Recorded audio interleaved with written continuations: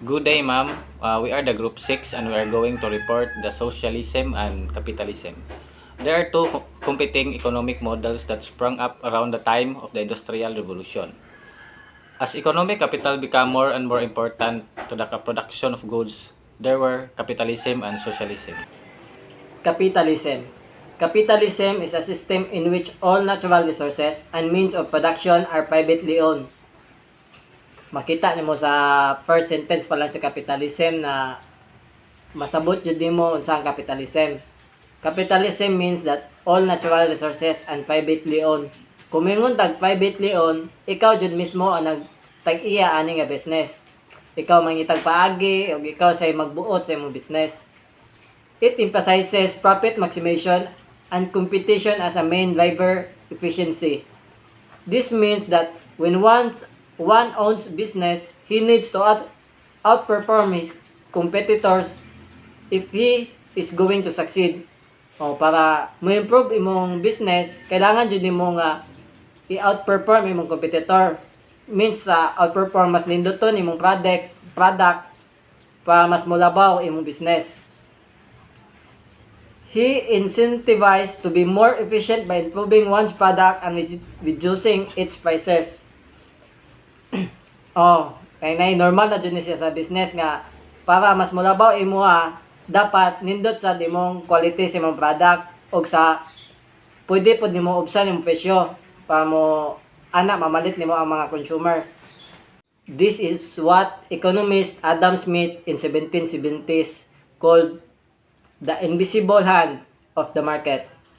The idea is that if one leaves a capitalist economy alone, consumer will regulate things themselves by selecting goods and services that provide the best value.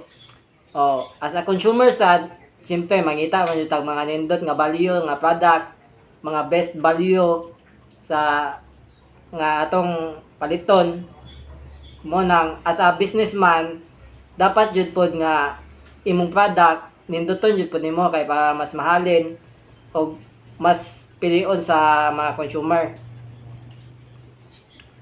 Even though dili siya required nga ninduton imong product pero kailangan manggod kay para mao jud pilion sa mga consumer mamalitay. The capitalist economic model relies on free market conditions for what creation of wealth. The production of goods and services is based on supply and demand of the general market. Siyempre, as a businessman siyempre di ka mag-supply jud bisag kanang wala kinahanglanon. Siyempre jud ka sa imo jud itinda ang kinahanglanon sa mga tawo, sa mga mamalitay. The economic structure is referred to as market economy. Capitalism means low intervention. Governments don't really get to decide what their industries produce, how to produce, and when to produce it. This means that the cost of goods and services are determined by the people and by market forces. In the simplest of terms, businesses are private owned by private individuals or companies and not by the government. This type of economy breeds entrepreneurship and innovation. If there's a gap in the market, then people rush in to fill it. More than that though, it's dedicated by the law of supply and demand. If consumers are demanding a certain item, the companies will increase their production to meet, in which in turn increase its price. Perhaps the most contentious thing about a capitalistic economy is how unconcerned it is about equity. Okay, so let's move on to socialism. Socialism is, broadly speaking, a political and economic system in which property and the means of production are owned in common, typically controlled by the state or government. Socialism is based on the idea that common or public ownership of resources and means of production leads to more equal society. Okay, so the example of socialism is the former Soviet Union. In defining socialism, it's important to first define capitalism. So capitalism is based on private ownership of resources and means of production and individual choices in a free market. This in contrast to socialism. One of the examples of capitalism has been the creation of mega corporations owned by a set of private individuals and institutions. Minimal government intervention and protection of private property rights have enabled the creation of homogeneous companies. According to socialist philosophy, these features of capitalism lead to inequalities in wealth and hence power and the exploitation of workers. According to socialism, notion of individual freedom and inequality of opportunity are available only to those who control the means of production. In a capitalist society, this means of new capitalism hold power and at the expense of the working class in a socialist system. However, it is argued that since everyone controls the means of production, everyone is free. On the other hand, the government plays a huge role in a socialist type of economy. They control or even own the majority of the country's resources, which means that they get to decide what is produced, how it's produced, and when it's produced. An approach that is often referred to as centralized planning. The government is also the one who sets the prices of goods and services, although this can sometimes lead to either extreme shortage or extreme surpluses. Socialism is hinged on equality, which is it redistribute resources to ensure that the rich and poor both receive equal opportunities as well as equal outcomes. So there are the advantages and disadvantages of socialism and capitalism. So the advantages of socialism. According to the socialistic system, each person is guaranteed access to basic goods, even those who are not able to contribute. As a result, the system helps to minimize poverty levels in the society. So, sumala dahil sa socialistic system, ang matay tao is makaguarantee og maka-access sa mga butang even katong dili makaamot.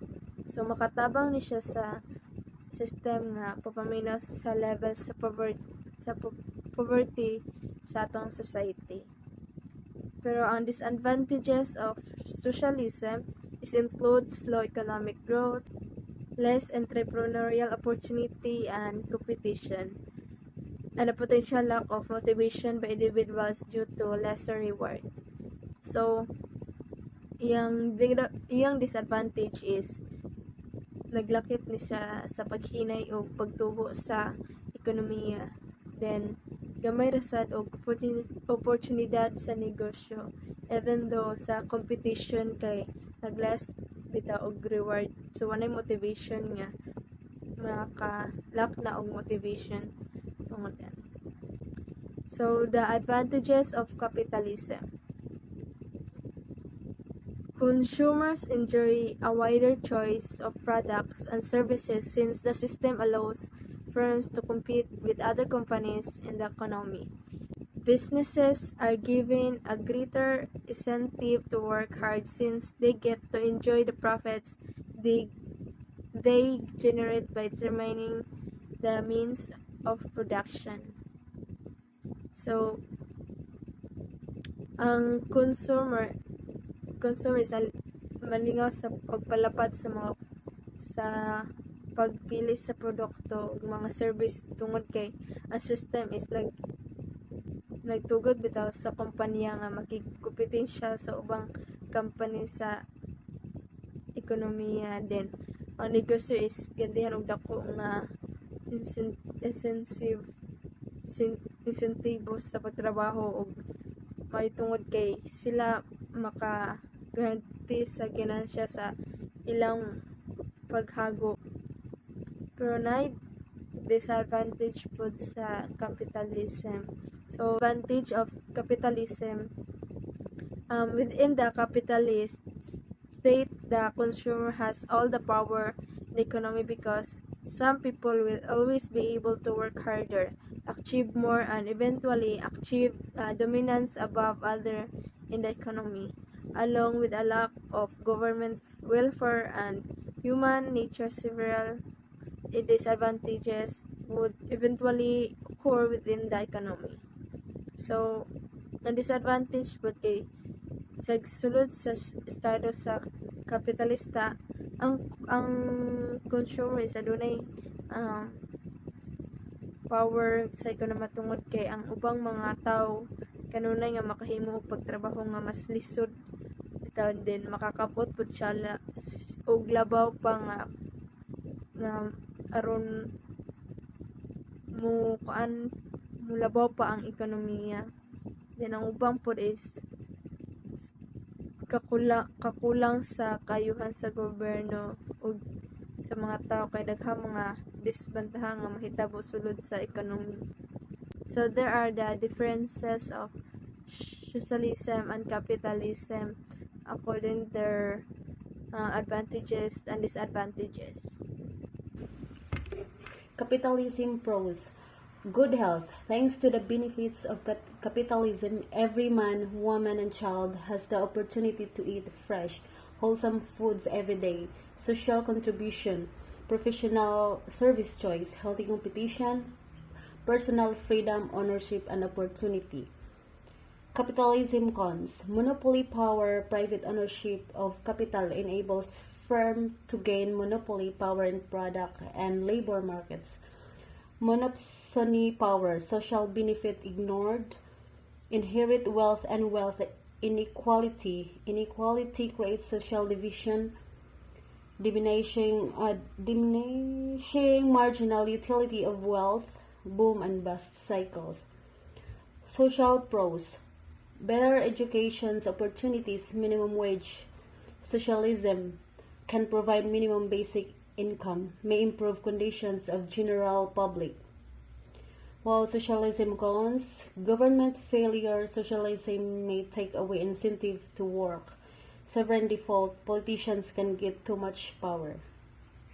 Thank you.